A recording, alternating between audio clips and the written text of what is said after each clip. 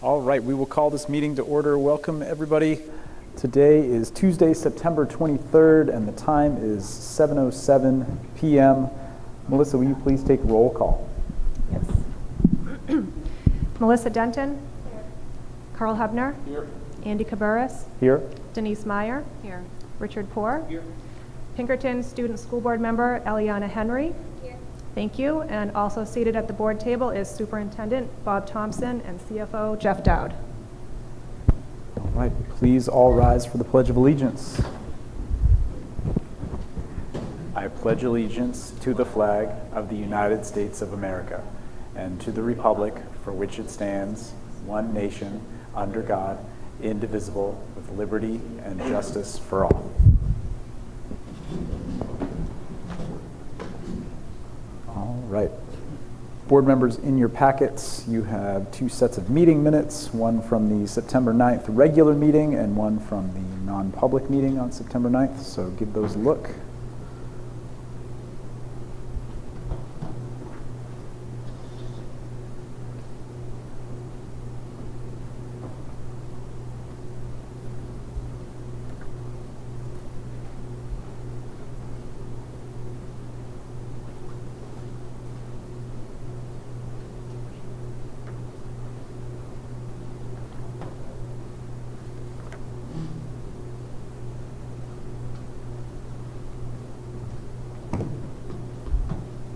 I'll make a motion to accept the regular meeting minutes and non-public minutes from September 9th. Second?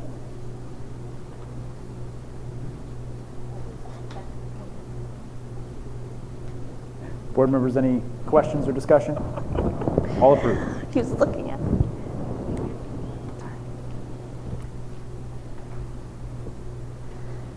All right. And Melissa, has anyone come forward for public comment? No, Chairman. No one so far. Okay. Moving on to Pinkerton School highlights with Ellie Henry. Good evening. Here are my highlights for Pinkerton Academy. With the excitement of Mac Plaque coming up, there's a great sense of community in the air at Pinkerton. We are having Spirit Week this week, which is a great way to see every student and teacher getting involved. On the 19th, there was a ceremonial ribbon cutting to celebrate the completion of the Social Studies Center project. Ben Franklin visited us for Constitution Day, and he spent time visiting classes, quizzing students, and handing out vouchers for cookies from Campus Corner. On Wednesday, Pinkerton is having an early release to allow the Meet the Teachers event after school to happen. Lastly, we are 2-0 in the annual Mac Plaque competition, with girls and boys cross country beating Londonderry last weekend. And everyone's getting excited for the pep rally and shortened classes on Friday, which is all leading up to the big football game at 7 p.m. that night. And that's all. Any questions? No questions. I'm excited to see the varsity boys soccer team play on Saturday. I'm bringing my Hurricanes team. Should be a great game. Thank you, Ellie. All right, moving on to our 2025-26 school board goals. So you'll remember we discussed our goals from last meeting, and this is the draft of the goals for the upcoming school year. So if we want to look those over, we can. Just to kind of read these out loud, goal number 1 is literacy, to promote grade level reading proficiency through the integration of digital literacy, collaborative efforts among educators, and the implementation of a curriculum based on the science of reading while providing early interventions and support for struggling readers, ensuring all students have the skills needed for academic success. Goal number 2 is appreciation of diversity and inclusivity, to foster a culture of acceptance, diversity, equality, and inclusivity by offering professional development that encourages diverse perspectives. This initiative will also include comprehensive anti-bullying programs to create respectful, safe, and welcoming learning environments, helping students become responsible and compassionate citizens. Goal number 3 is effective use of financial resources, to develop an executable 2026-27 budget that supports student academic and social emotional needs in a fiscally responsible manner while pursuing state, federal, and local funding to enhance learning environments and ensure facility improvements meet current safety standards based on thorough evaluations and audits. The next goal is innovative practices to support the district-wide implementation of innovative evidence-based practices, including universal design for learning and experiential outdoor community-based learning that promote all students' intellectual, social, emotional, and physical well-being while fostering resilience, community, and connection. And the last goal is support the safety, success, and well-being of students and staff, to foster a safe, supportive, and inclusive environment for staff and students by enhancing the multi-tiered systems of support, MTSS, to address diverse social, emotional, and academic needs. The district will prioritize increasing staff morale by offering support, recognition, and training while helping students stay engaged in their learning by removing obstacles and providing consistent academic and behavioral support. So board members, I shared my personal feelings on this, but I'll just reiterate. Last year, we spent a lot of effort in coming up with the language around these goals, and my personal thoughts is that they are pretty well-rounded, pretty thorough in their language, and to me, they are representative of our overall goals as a board, but I'm open to suggestions, I'm open to ideas if people feel like we want to add anything or take anything away. So I'll open it up for discussion. So I'm still on the kind of the civic discourse and understanding, you know, how to interpret information kind of thing. I guess like I kind of settled on maybe if we can do integration of digital and informational literacy, and that's kind of like the ability for the students to understand and interpret information, but we don't have to like put that into it. But no, I like that. It's simple in its wording and gets the point across of trying to enhance critical thinking in our students. yeah. Can you repeat that, Dr. Hovner? So on the first one, through the integration of digital and informational literacy. So we're adding and informational in between digital and literacy. Okay. And then I still would like to hear, probably after budget season, like kind of how the district looks and interprets information and creates, you know, discussions between students and that sort of thing. But we need to get through budget season first. So. Well, and I think that's going to flow in nicely with the goal presentation and some of the district's goals this year. I think you'll hear some of that. So. Cool. So at this point, assuming we can add in the wording around informational literacy, I would like to make a motion to adopt the proposed goals for is it the 2026-2027 school year, or would this be for this year? Okay, so yeah, I would like to. We started working on this in last spring. Got it. So I'll make a motion to adopt these goals for the 2025-2026 school year with the caveat of including the informational literacy in that first goal. I will second that motion. Board members, any questions or discussion? All approved. Thank you, everyone. Now moving on to the 2025-2026 district and school goals. We'll kick it off to Mr. Thompson.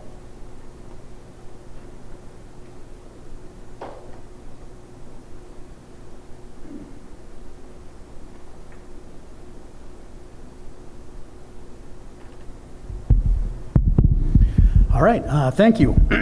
So I have the privilege this evening of being the opening act as we discuss the Hampstead School District goals for the 25-26 school year. So this year things look a little different. So we have just concluded a 3-year strategic plan. We are in the process of beginning the development of a new strategic plan, which we will present that process to the board at the next meeting. And that will be a year-long process, a year of self-study, so to speak. So the traditional program where we present the strategic plan and then discuss our deliverables and our priorities, that process is concluded. But at the same time, there's still a lot of work to be done, right? So we've developed some goals that we present to the board, and they have some associated activities, which my team members will talk about. So basically, just to kind of lay out how we arrived here, over the summer we held our administrative retreat. It's not a retreat in the traditional sense of relaxation. It's more of a retreat in terms of strategic planning, goal development, professional learning for our school leaders, reflecting on the previous school year, and we had a very productive retreat. And we started with an exercise, basically what we call affinity mapping. And the idea is to come up with some broad areas, and then we asked the team to, in the areas of curriculum, MTSS, and student and staff wellness, what are some areas where we are excelling? Those are our greens, right? Yellow is, where are areas that need some improvement? And then red, where are we not making the mark, right? Either we're not doing it or we say we do it, but we're not doing it well. And from those, so we basically have three categories and that the goals will fall into. So goal number one is around curriculum instruction and assessment. And again, in a few minutes, you'll hear a lot more about that. Some of the feedback in terms of the need for goal one, we have these really wonderful curriculum guides online. There was a lot of work that's gone into the development of these guides. And over time, because they were developed in 2017, our instruction has evolved, our curriculum has changed, and we need to make sure that we have curriculum guides that are reflective of this. This is also an important thing based upon the new Parental Bill of Rights, which requires us to make sure that we are publishing our curriculum. Also over the summer, there was some guidance that came out about the new ed regulations, 306. And so we need to get caught up and make sure that our curriculum is relevant, and you'll hear more about that. Goal two is around student academic and behavioral support. That's really our MTSS work. Again, there's been a lot of really, really great and earnest work that's been done in this area, but we're realizing that one, we need more professional learning. Two, we need to have district-wide systems. We need to make sure that all of these systems are memorialized in writing so that if you are a parent and you're looking for support for your child, you can go right to our website and you can click on a document that really outlines the support that the district provides pre-K through grade 8. And then finally, staff and student wellness, just a topic that continually is on our radar. Public education and being an educator is a very, very difficult job. And so is the nature of being a student as well. So we want to continue to look for deliberate ways to support our staff and students in their wellness journey. So with that said, I'm going to turn this over to our Director of Curriculum, Nicole Tomaselli, who's going to go into further detail about some of our goals this year.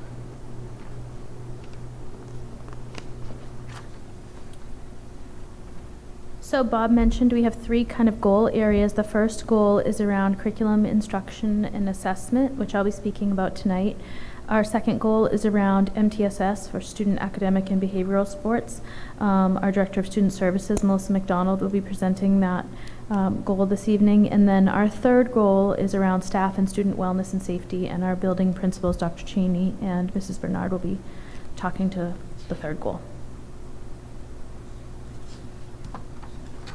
So our first goal says that we will be providing rigorous, standards-aligned instruction that is engaging and accessible, equipping all students to become future-ready learners who think critically, collaborate effectively, and apply their knowledge in real-world contexts. So I want to draw your attention first to the bottom right-hand corner of this slide. Everything you see on this goal kind of presentation is based on the newly adopted minimum standards for public schools. So this is what we refer to as ED 306. It's a series of legislative updates that really dictate what needs to be taught in public schools. We typically in Hampstead go well above the minimum standard. So now looking at our activities that our teams will be doing to achieve this goal, we're going to be updating all of our K through 8 curriculum maps in literacy, math, science, and STEM. It's a very ambitious, what we would call a heavy lift, but it's important that we ensure that these curriculum maps are aligned both vertically, K through 8, and then horizontally across teams, and to ensure that we are providing adequate opportunities for skill development over the course of 9 academic years. This will be done during professional learning communities time and also professional learning days. We need to spend some time reviewing the model competencies that the Department of Ed has developed and also compare them with our current practices. I have read through many of those model competencies, and I believe we're already doing a lot of these things, but our documentation, as Bob was saying, is kind of lagging and not necessarily reflective of all the things that we're doing. So our evidence will be completed maps that are aligned, as well as grade level meeting notes. Some PLC notes will be shared more readily among the grade levels and with administration. We are also going to aim to create a shared digital repository of evidence-based interventions. This has been kind of an educational dream of mine for probably 15 years. When we sit at data meetings and we wonder, have we done everything we can think of doing for a specific child who has a need? Have we tried X? Have we tried Y? Have we tried Z? I literally would like to be able to go down the alphabet with a list of interventions, a menu. So this library will include all of the resources that we are either paying for or have already collected or have generated, and identify them in the different tiers, whether they're for enrichment or remediation or just reinforcement. So having that kind of repository generated, I think, will be very beneficial, particularly at the central school. This activity will also help us with our MTSS systems to ensure that everyone in the staff is aware of all of the options that are available to them for small targeted groups. Our third activity is to develop a vertical scope and sequence for each content area, and then crosswalk that with the actual New Hampshire model competencies and the work study practices. So our teachers have been made aware of the new curriculum template that we designed 2 years ago with our science department. It actually already has work study practices, which are now being called WSPs by the Department of Ed, embedded in there. Pinkerton did a lot of work in this area a few years back, and they called it habits of mind. So we adopted some of those skills into our curriculum templates. And so we need to be able to provide that vertical kind of evidence that we are providing children chances to learn how to think critically, to collaborate, to be creative. And that has to be embedded into the content areas. So we will be learning a little bit more about competency-based skill progression. Competencies, as this slide says, are not just time in a seat, but the demonstration of mastery of skills and knowledge before advancing. So we are going to be doing competency-based instructional practices, not so much competency-based assessment that families have heard of other districts doing. We believe that this work will ensure equitable access and consistency in our learning progressions. Instructional coherence is something also I put on here that is very popular. It's the idea that kids are getting a very coherent approach when you look K-8. Have they had all of the possible opportunities to learn? And are we aware of any prerequisite skill deficiencies, and are we backfilling? And likewise, for the other opposite side of the diamond, are we enriching those who demonstrate competency early? So this one's kind of loaded, but this is our first goal. It's rather ambitious. Up next is, we'll have an opportunity for questions too at the end. Up next is Melissa McDonald. Good evening. So our second goal is around student academic and behavioral support. In this goal area, we are going to continue to strengthen and clarify our defined multi-tiered system of supports, or MTSS, that provides targeted and effective academic and behavioral interventions, ensuring that every student has access to the support needed to succeed. So the key word here is continue. We have most of this already in place. We're going to continue to work on that this year. Our first area is to refine our MTSS A and B protocols, and this is going to be by systematizing, tiered academic and behavioral supports and standardizing the referral and placement procedures, and referral being to our MTSS teams. So the why for this is that the protocols standardize the interventions across the district, improving clarity and fidelity between both buildings. And the evidence is going to be through documentation of the protocols and the procedures at both Central School and here at the middle school. Our second activity for this goal is to collect and analyze academic and behavioral data to guide our interventions and our decision making. So why we're going to do this is we're going to use historical and ongoing data that will give our teams a comprehensive view of the student needs to target interventions effectively. This historical data will also demonstrate what has already been put into place that may have worked well, and so shifts were made, or that maybe is not beefy enough and we can work to improve it. Our evidence is going to be through regular data team meetings with collaborative notes detailing the targeted interventions that the team has decided on at these meetings. We're going to make MTSS protocols, intervention criteria, and resources accessible to not only staff, but also to students and families. And this will be done by publishing our MTSS framework, which promotes shared understanding of academic and behavioral supports for all three parties. And the evidence will be the progress monitoring that will happen by looking at data and demonstrating consistent application of interventions and the student outcomes based on these interventions. Last year, Mrs. Bernard spoke a lot about our WIN room and getting that up and running. So our fourth area under this goal is to implement a WIN room program at Hampstead Middle School to provide the middle school students with targeted, personalized academic and behavioral support during the school day. The WIN room will provide a structured space for our middle school students to receive targeted academic and behavioral interventions tailored to their individual needs. And the evidence will be to publicly make accessible the MTSS plan, intervention guidelines, a resource library, and usage data, including evidence of WIN room participation.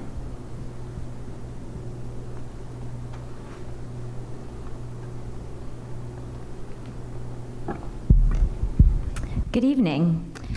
For goal number 3, that involves staff and student wellness and safety, our goal is to foster a school culture rooted in mutual respect, caring, and belonging by prioritizing the wellness and safety of both students and staff, creating an inclusive environment where all members of the community feel safe, valued, and supported. At HMS, our first activity will be to develop and implement a therapy dog program to support students and staff social, emotional well-being, reduce stress, and foster a positive school climate.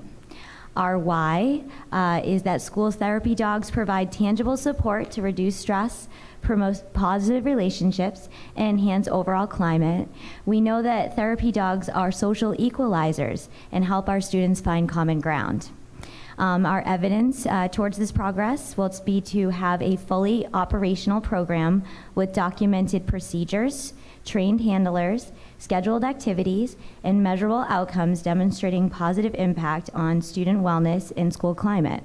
I'm happy to report already, as of September 23rd, we've rolled out this program and we've done a staff and student opt-out forms sent to our community.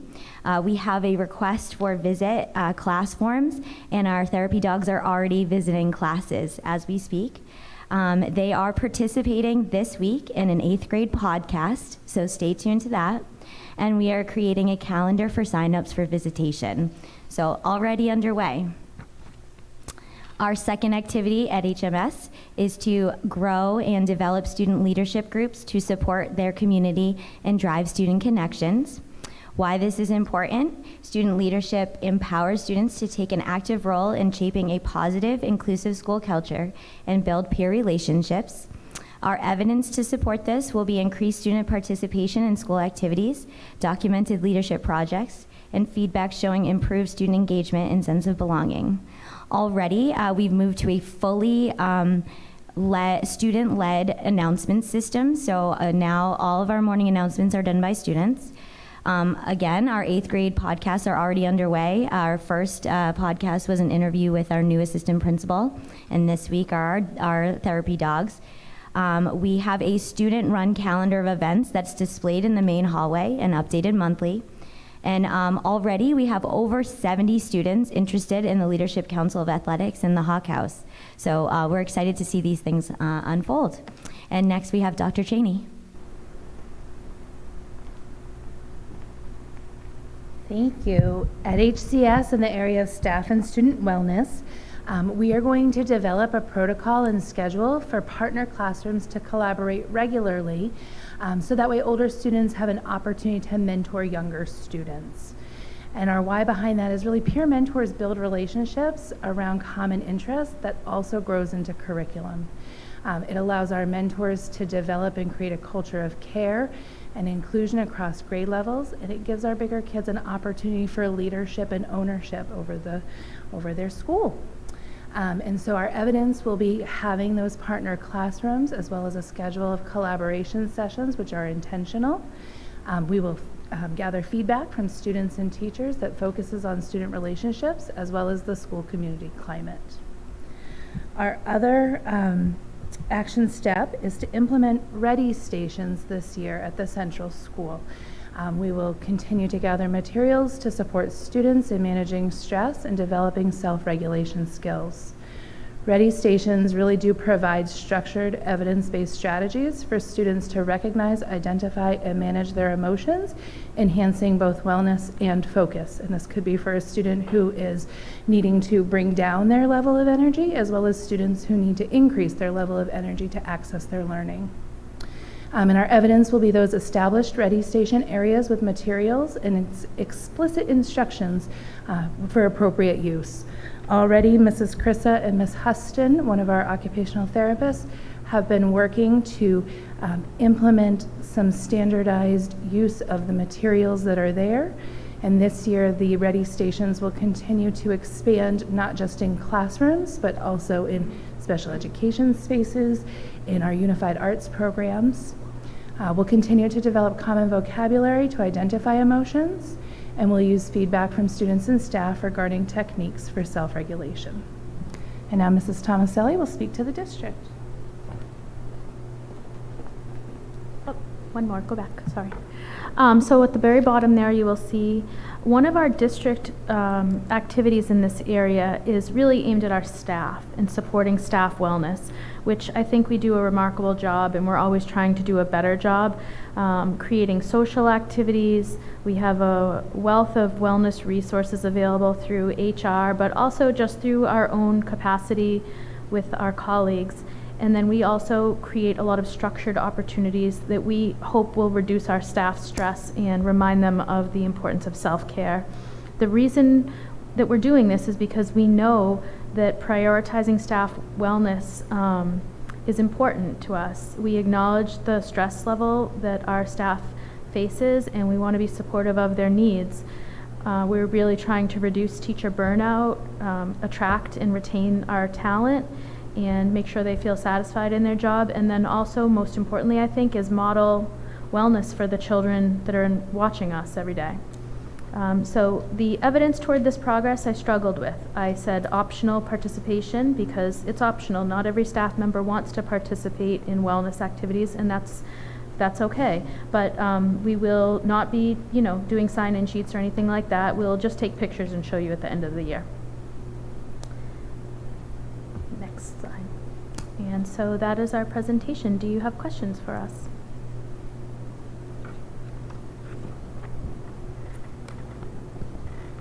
So on the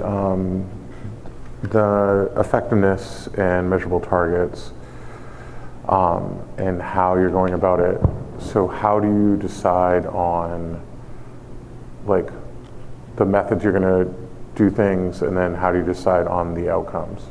Are you talking about for goal 2, the targets, or the goal 1, the curriculum? Any of them.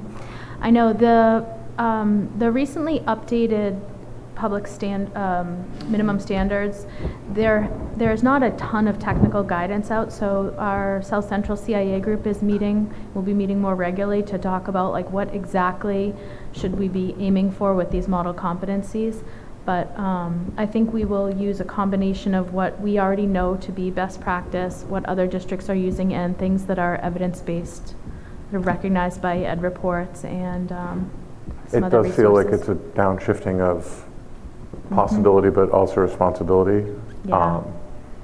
Yeah. And then what was 2? I'm sorry. The MTSS Okay. goal.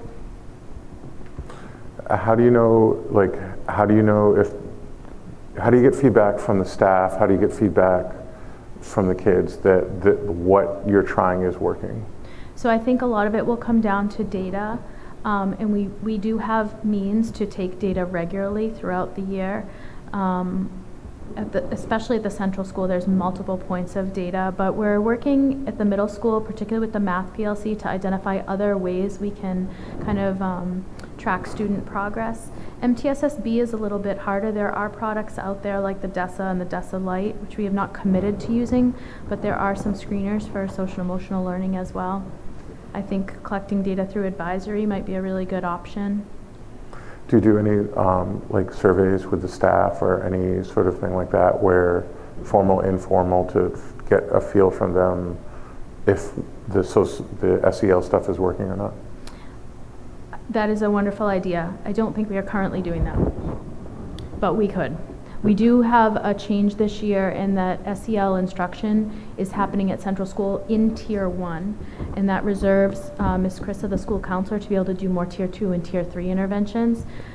We have seen a lot of need for MTSSB interventions, and so freeing her up to be able to provide more targeted small group instruction has been kind of a goal that we've been able to realize. And it does not have to be a formalized process. It's definitely what you guys choose, and you also do not want to put more on other people's plates. Yeah. But just a consideration of measuring effectiveness on this is very ethereal, but just trying to have a process for it.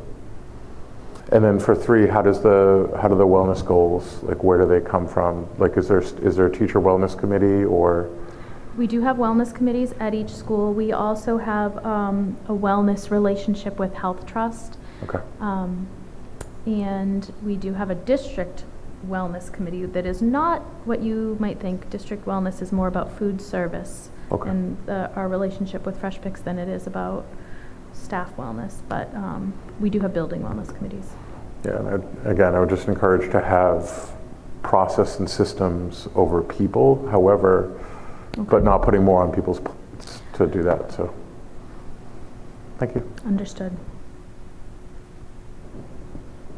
I just want to say I'm excited. No pressure. I won't ask questions now. I'll ask questions later, but I love it. Thank you.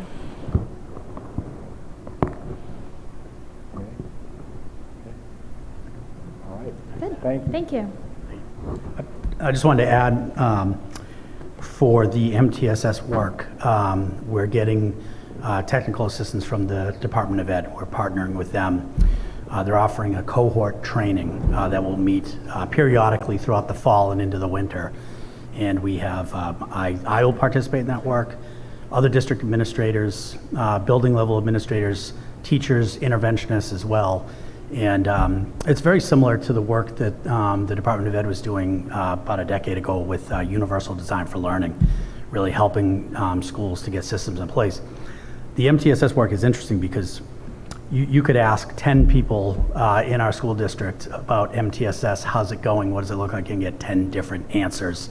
Everything from it's amazing, we have great resources, we have caring people, which we do, and then other people who still trying to wrap their head around what that is. And this is really an opportunity to document what we're doing, improve what we could be doing better, and then communicating it to parents, family, staff, and everyone. So a lot of work to do this year, and we're up for the challenge. So thank you very much. All right. Moving on to the updated capital improvement plan with Jeff Mackey.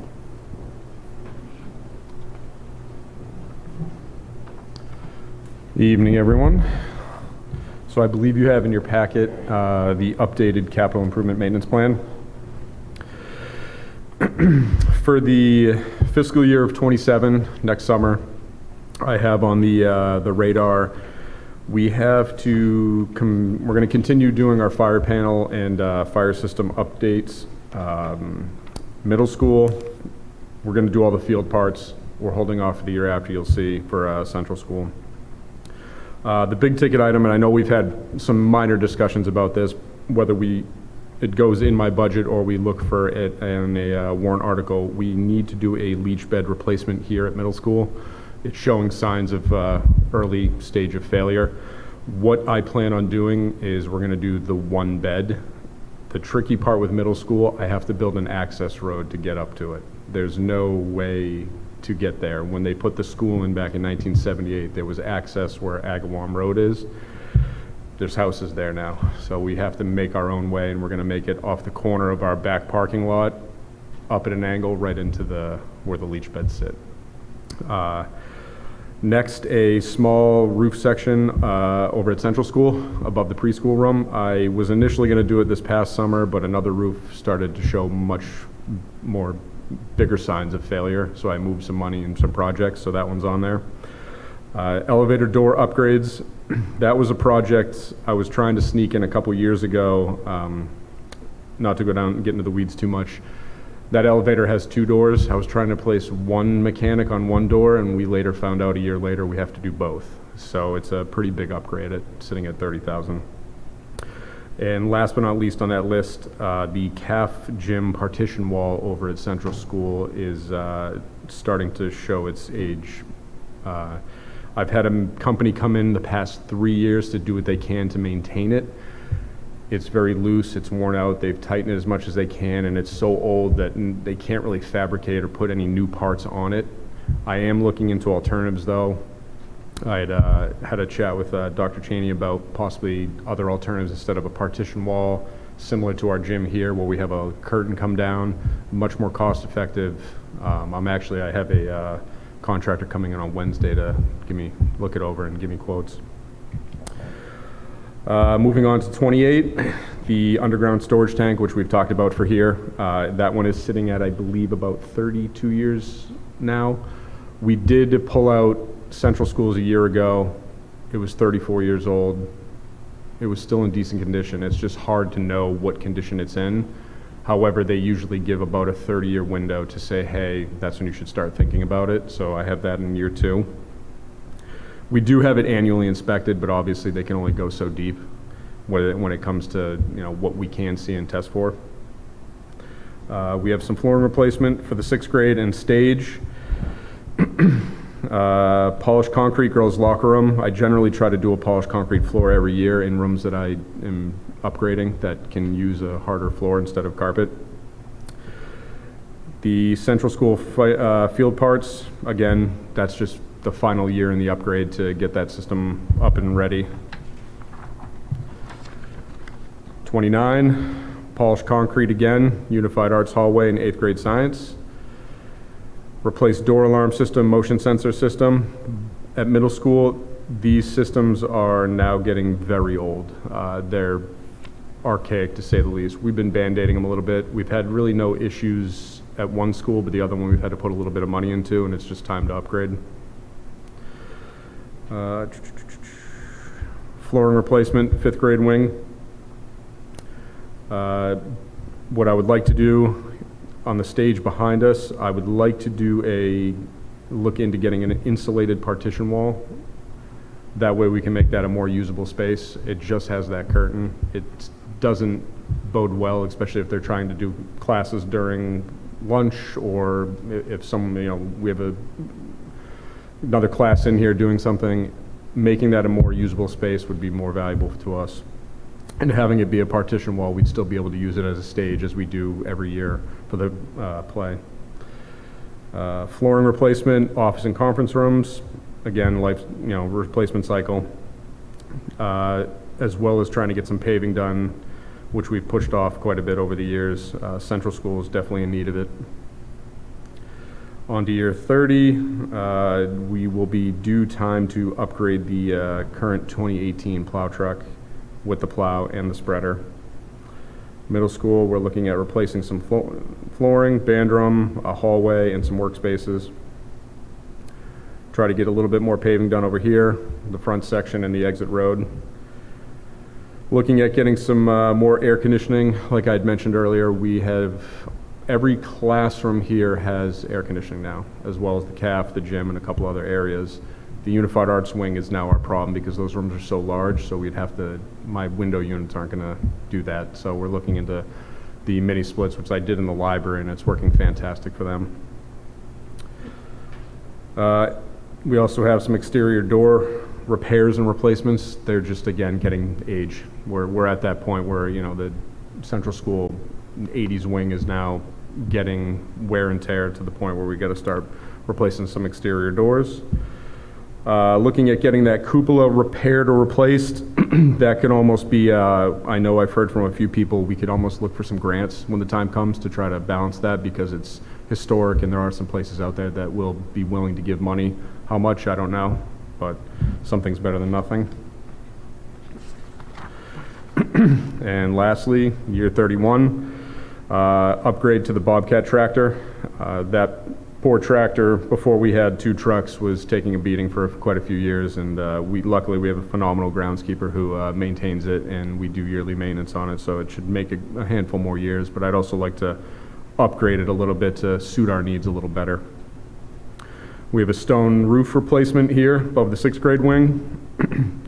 Flooring replacement, main office, principal's offices. Try to get some door replacements done around here. Polished concrete, art room, Central School. Finish some paving over there. I'm trying to grid it off or do the main parking lot, bus loop, maybe playground area, back parking lot, front roadway. And last but not least, start replacing some carpet hallways over there that will be overdue time to get those done. So that would be about it. Any questions? What's a fire alarm field part? So field part is anything fire smoke sensor, pull downs, the door latches that hold the door open, all of those. We had the panels upgraded at both schools. Last year was middle, this year was Central. It all works currently, but being what the technology is, it's advanced. So a lot of these, I generally have to replace a handful every year just because they just die. There's a life cycle to them. Yeah. To get this all up and running, it'll actually be to the point where we're now modern, where if we have a fire, hypothetically say in the kitchen over here, the fire panel will then say middle school kitchen. Okay. They don't have to run around to a zone or an area. It's just a newer, updated system. So, and the one we have is, I don't want to call it fully obsolete, but parts were to the point where we weren't able to buy them. So that's why we went with the new panels. And luckily the company we go with had kind of made a plan for me to say, hey, you can obviously run with these panels, they'll still work, but field parts should come within the coming years. So, okay. Yeah. For the partition wall in the Central School, now is that one of the ones that like has sound dampening material on it, or? So, I mean, the wall that's there, we took one down on the stage a year or two ago, very similar, and we had cut them up so we could throw them away. There wasn't really any insulation per se inside it. It was basically cheap wood with wallpaper on the outside. When it comes to the gymnasium, really it's just to separate the classes, and it's more of a conversation we'll have later to see what our options are. However, it doesn't really help that much, let's just put it that way, because we have doors open, the wall's not, airtight per se. It just closes to kind of separate classrooms. So that's why, thinking outside the box to get a curtain instead. So I definitely think if there's a significant savings, but if we were to put the wall in, like I've been in a school that has the new sound dampening stuff, and it is freakishly quiet. Oh, for sure, yeah. From that. So if you can look at the pricing for that, even though we may not go down that road for that and for the middle school. Absolutely. And just, go ahead. This is more a question for Jeff. Can you refresh my memory how much we have in that capital reserve fund, just ballpark estimate? I believe it's about a couple million. I'm sorry, I usually have the exact, almost the exact figure, but Okay. about that much. We did receive a payment of over $1.5 million from our capital reserve relating to the HCS room addition project already. So we depleted quite a bit of it. We've put 150,000 in this year. We sent that out this week. So. Yeah, I don't think we should stay away from that as much as we can to try to build it up, but it is a consideration. In general, oh, actually the cupola, I mean, this would depend, but I wonder if we can, like, you get a slat of the cupola and you get to put your family name on it. But listen, but in general, I love how forward-thinking you are. I love how much effort you put into this. I love that every single year it moves around a bit. You're not stuck to the previous year, and like you always have a pulse on it. And like, I know that's actually a good point you bring up, because the septics, as we know, are going to be an issue. Could be 5 years from now, 10 years from now. Those are going to be, the leach beds are always on the radar per se. I have them tested every couple of years. I have a company come out, they dig down, but again, being underground, it's you don't see all of it, but at least they can give us an idea. So you may see another leach bed pop on here, say year 3, year 4, year 5. We just don't know. But I still remember the phone call that we got about the leach bed in the central school. But yeah, what I would say is, like, I don't fear the phone calls because I know we've done everything we need to. So I really appreciate being forward thinking and doing that.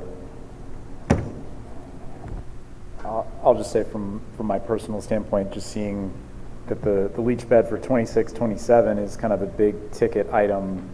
I would personally like to see it on a separate warrant article rather than wrapping it in the operating budget. But that's just my take. Board members, any other questions for Jeff? Okay. All right, Jeff. thank you. Appreciate it.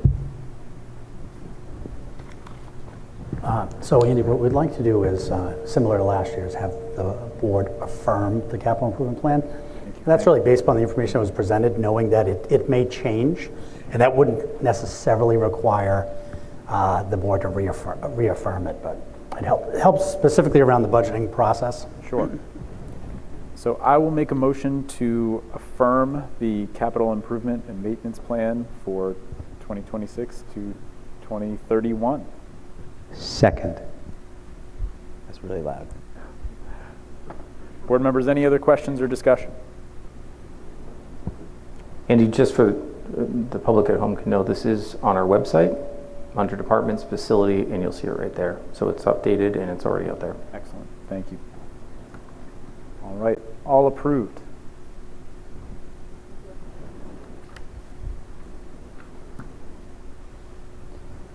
All right, board members, moving on to our 2025-26 board liaison assignments. So you'll remember we discussed these at our meeting in May and managed to assign some of them, but we can see on here we still have the HCS Education and Curriculum, HMS Education and Curriculum, Student Services, Facilities, and Technology that are all TBD and need assignments.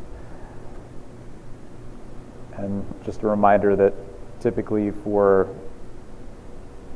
HCS, or really for any of these areas, your primary responsibility would be sitting down at the table during budget planning season to review that group's proposals for the upcoming budget.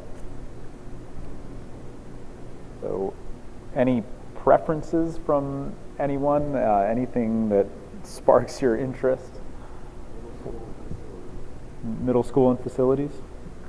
Or, yeah. I'm happy to do student services again. Okay.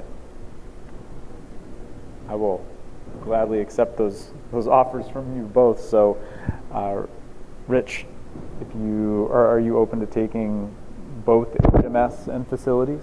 Well, when you do the budgeting workshop, we need one and one. Okay. So. But are there? Okay. Yeah. Yeah, you're right. So, Rich, would you rather have HMS, or facilities?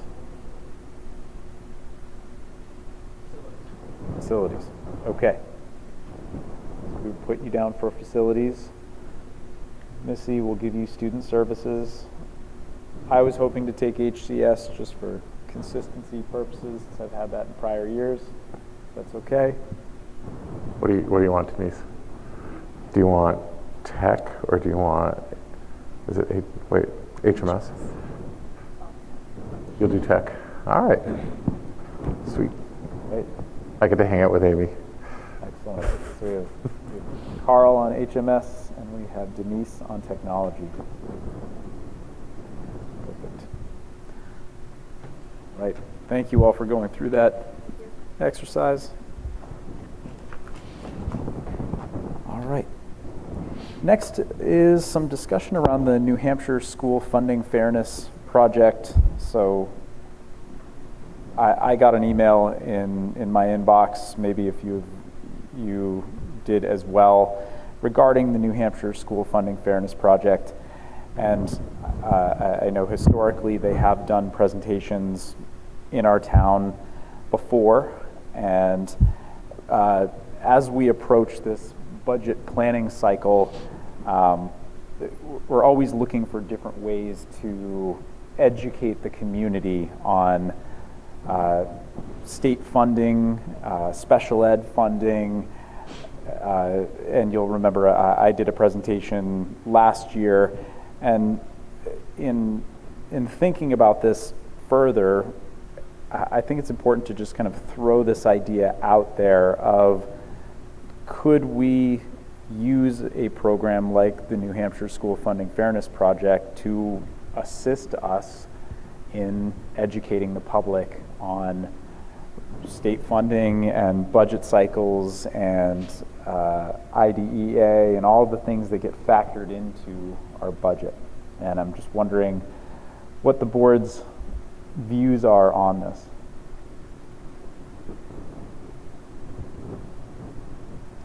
So I think they are well researched, and I think they are backed. I do think that if the proposals that they are advocating for were passed, it would create probably a larger tax burden for us. So as a school board member, I don't know if their path is advantageous for our district and our kids. And that's where I have to separate my feelings for the state as a whole versus a school board member. So I think that is it. I also, I was at a presentation actually earlier today where they talked about the RAND case and some of the funding formulas and stuff like that. And I mean, there's going to probably be 100 different bills that are going to go through the legislature, and there's probably going to have to be changes that are coming, and they could wildly affect how the funding in our district is. So I was really non-committal, but I don't know. Well, and you made the statement of, if everything they're proposing gets passed, that could create a higher tax burden for our taxpayers. Do you have things off the top of your head about why you have that view? Because right now it's high for taxpayers, right? So it's not a donor's town, it's not a donor town, deficit town thing anymore. That's not quite how the system, it's complicated, which by the way is a reason that people can go and they are honest in how they explain the system, but there's an advocacy to how they feel like the system and the direction it should go in. Sure. I mean, obviously, the name in and of itself is wrapped around, I guess, believing that the state is currently not providing adequate funding. So we provide, we through the local community and our local taxes provide a significant amount. We get a lot of federal funding. We do not get much state funding. And so if there was an increased burden at the state level, it would increase the taxes. The revenue would have to come from somewhere, and it would more than likely affect the taxpayers in the community and raise their tax burden. Now, it wouldn't come probably through the school district, but it would increase that. Now, and that's up to each individual person to decide how much money that they want to spend on other communities and what is fair, but that formula would have, would most likely have a disadvantageous effect on our taxpayers.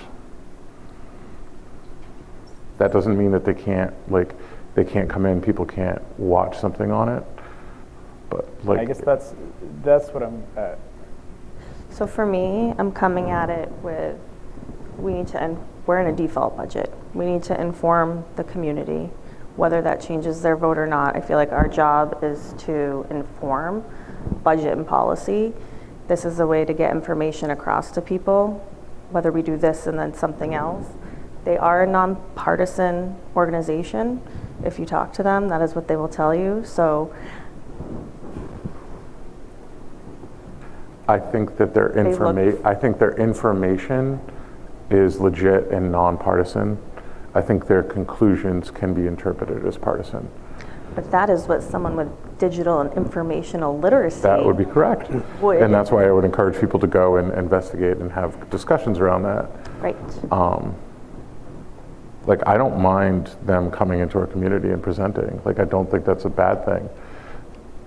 Yeah, and just to give more context about why I'm bringing this up, last year we said we wanted to make an honest effort in putting forward materials and spending the time to educate our community.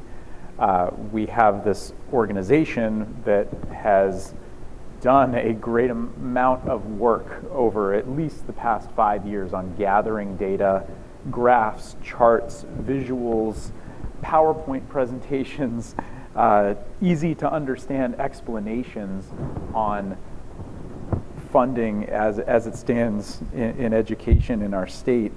And from a time-saving perspective and an effectiveness of the messaging perspective, it seems just more efficient, at least on the surface, more efficient to utilize the tools that they already have rather than creating our own or stealing their graphs and charts and putting them on our. Yeah, and they have a great understanding. I mean, we can talk to them about coming in and just explaining how the current system works. Versus lobbying for changes.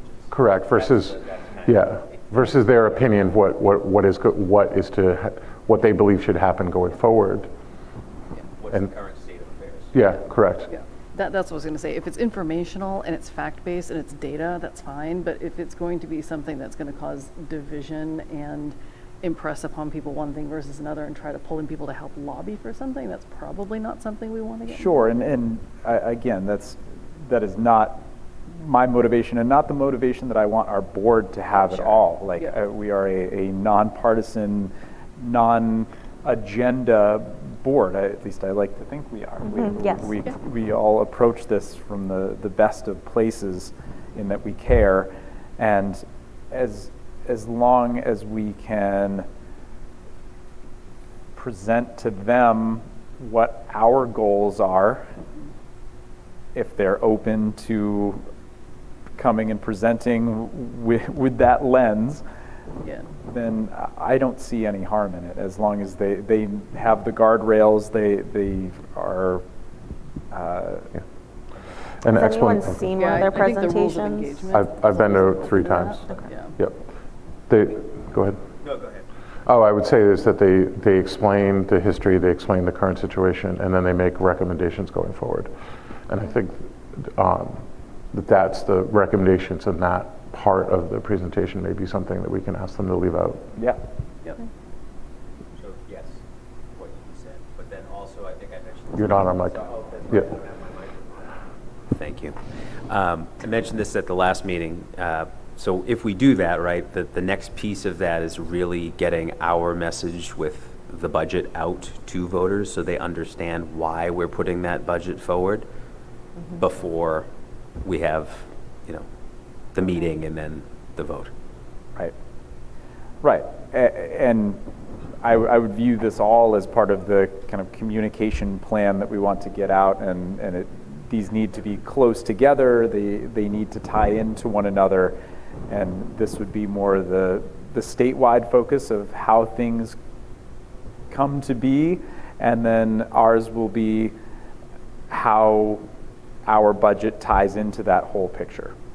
I think our budget, and if we're going to do the warrant article for the special ed trust, we kind of have to have a message for all of that. Right. There was also discussion around potentially trying to engage our select board or our budget committee in either hosting or participating in this. So I don't know if the board has any thoughts on trying to involve other groups in the community to participate in this.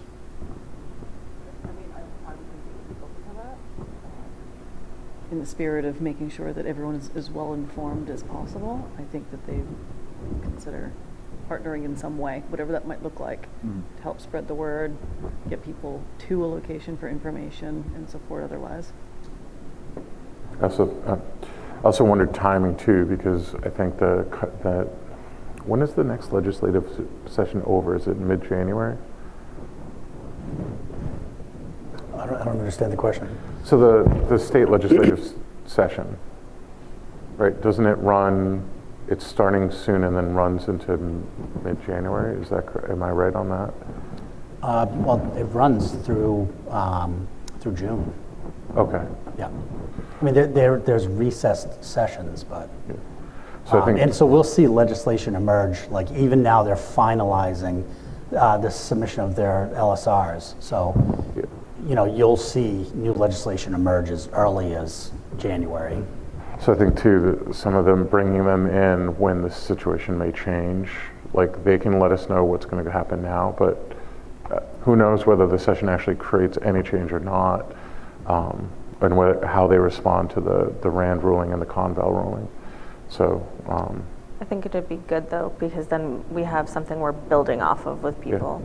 Yeah, I mean, we could bring them in sooner rather than later and about the established system, and then we can update people. And also, I think that's going to be a big thing is advocacy is it can happen quite fast, and that we may need to openly say, this is going to cost us money, and this is going to cost our school district. And I'd just like to add too that I recall the board meeting that we had in March after the vote.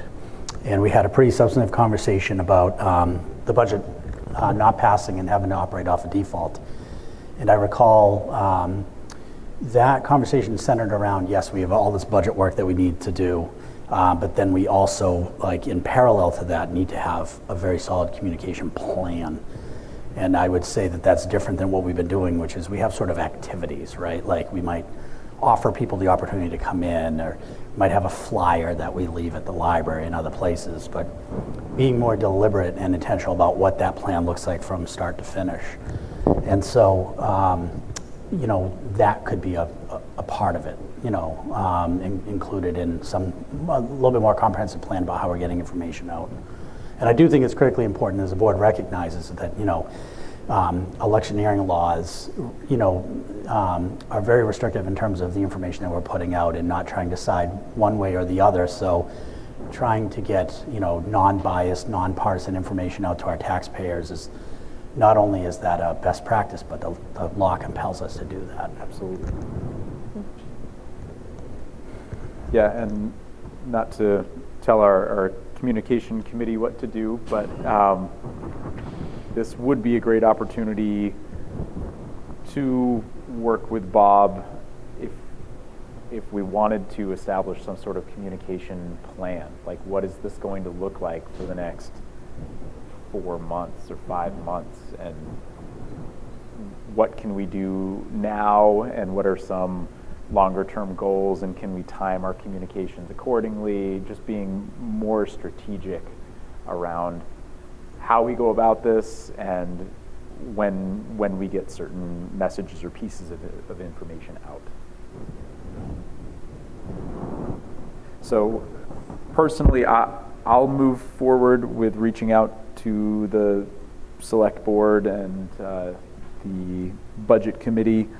I'll partner with Bob on that, and if our communication committee can kind of communicate with one another and work with Bob to come up with a plan, I'd love to get something in front of the board in the next couple weeks just to see what that looks like and see if we want to refine it at all.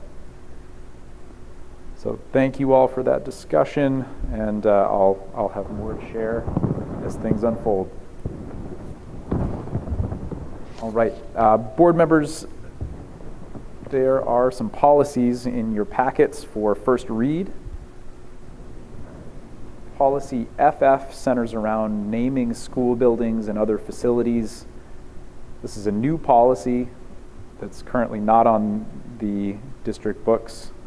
It's recommended that we establish a formal process for naming school district buildings, facilities, and dedicating related areas for extraordinary reasons. And then policy number 2 is JICJ, and that centers around the new RSA 189 1A amendment or law that's in place around cell phone use. So go ahead and look at those for first reading.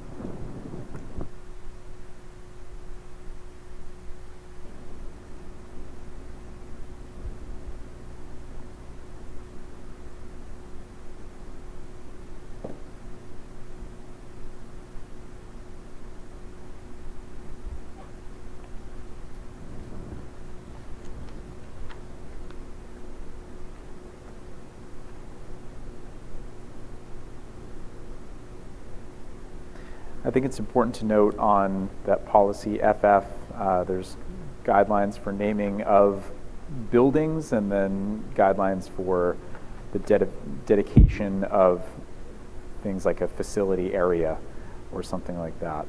And you know, one of the things that was discussed in the policy meeting was around the person shall have been deceased a minimum of 365 days. Kind of the logic around that proposed language is we want to be careful of kind of that knee-jerk reaction to something and providing kind of mental clarity and time to make sure that this is a big step that we want to take in naming our buildings or our facilities after someone. And then on the, I mean, if people aren't reading at home, but the unauthorized communication devices, it's a bell-to-bell, and from everything I've heard around the state, it has fundamentally already started changing schools where lunches are happier, there's more communication, students actually are feeling more comfortable having communication because they're forced to do it. They feel relieved because they don't have that anxiety that's over the top of them. And then there are still exceptions in this policy for medical need, 504s. There are specific uses for that. So.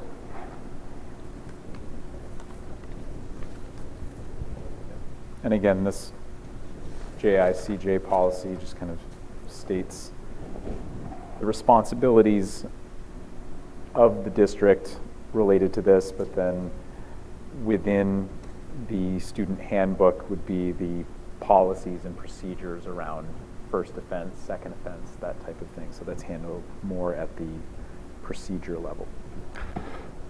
I will make a motion to accept policy FF and JICJ. Well, this would just be moving it to second reading, correct? Oh, sorry. Moving to second reading. I will accept that friendly amendment from Chairman Cabarrus.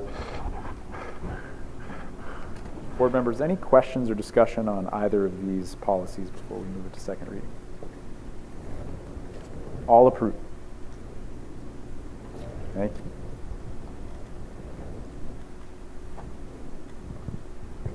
All right, moving on to board comments and correspondence.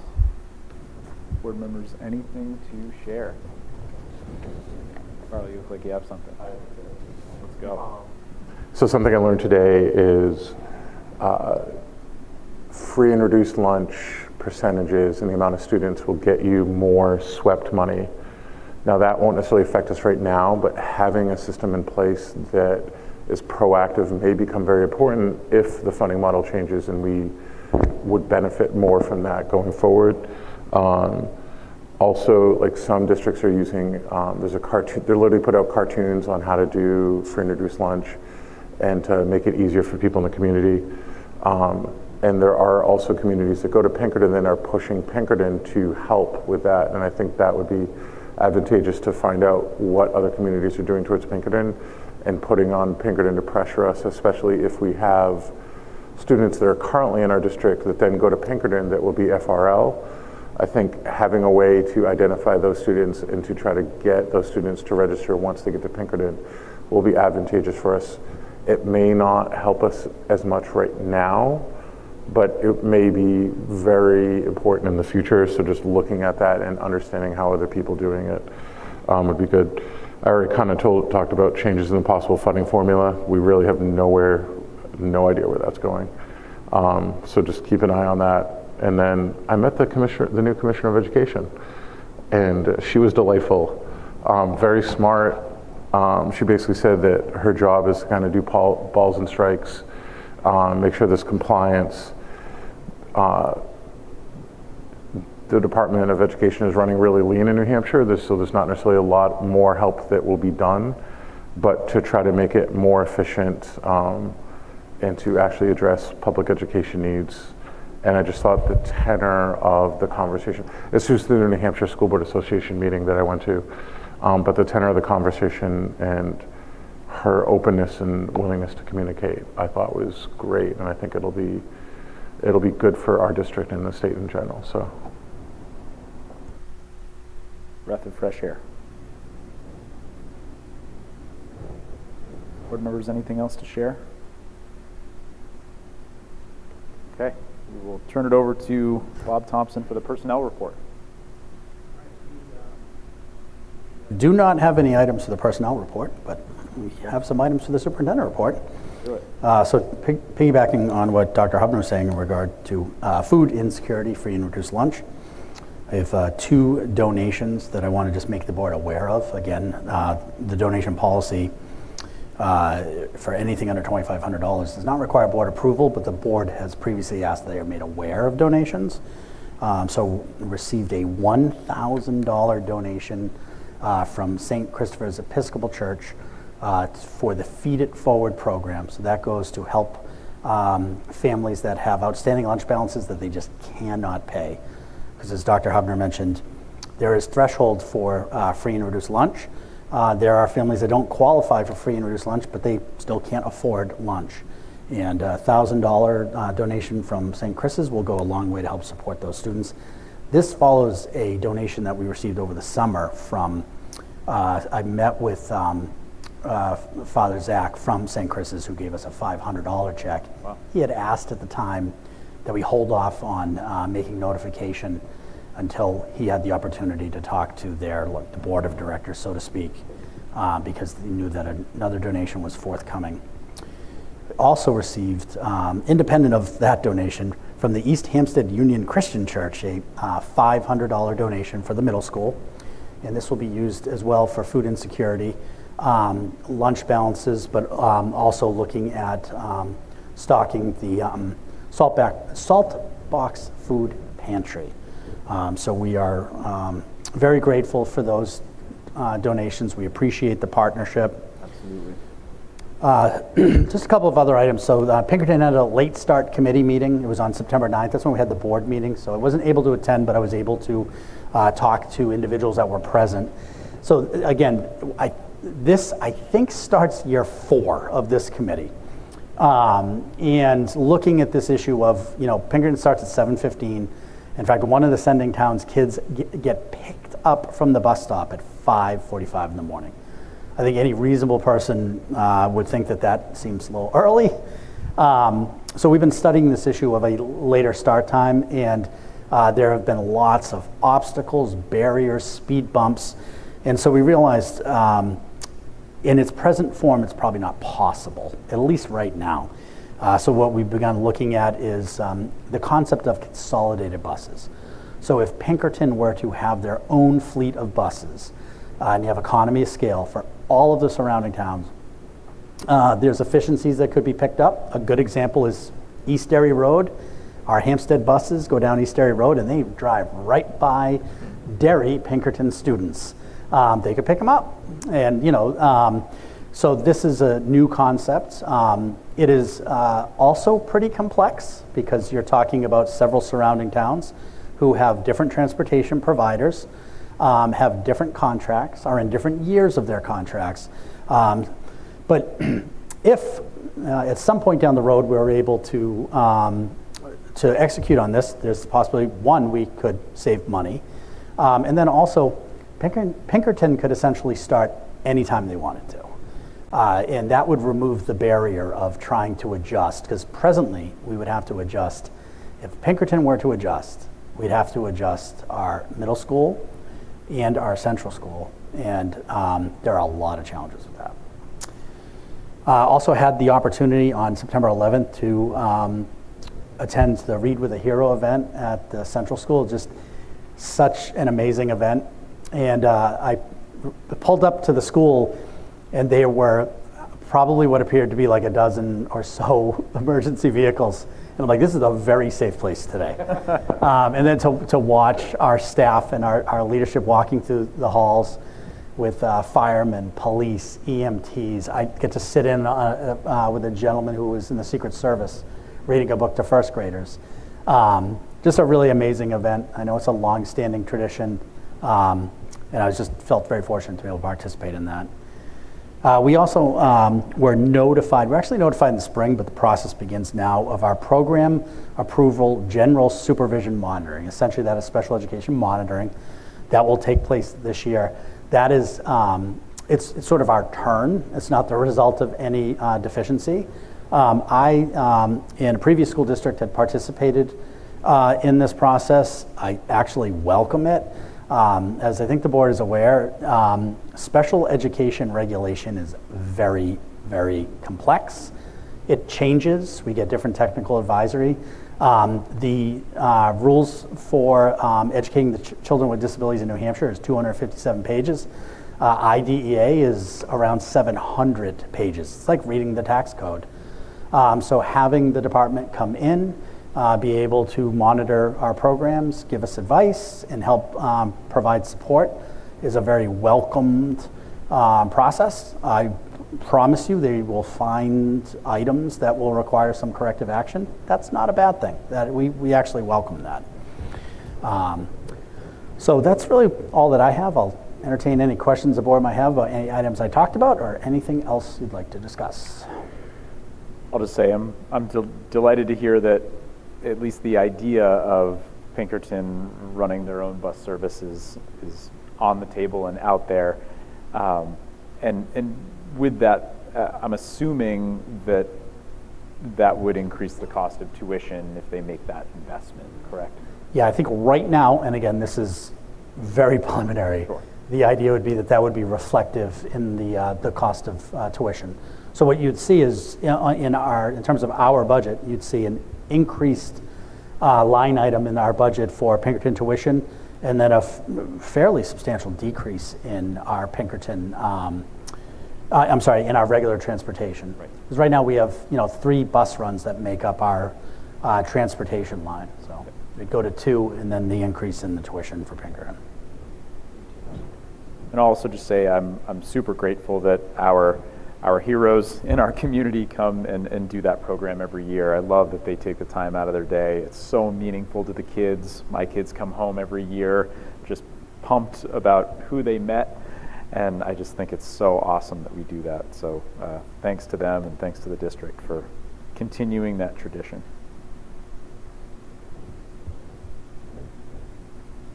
Board members, any other questions or comments for Bob? Okay.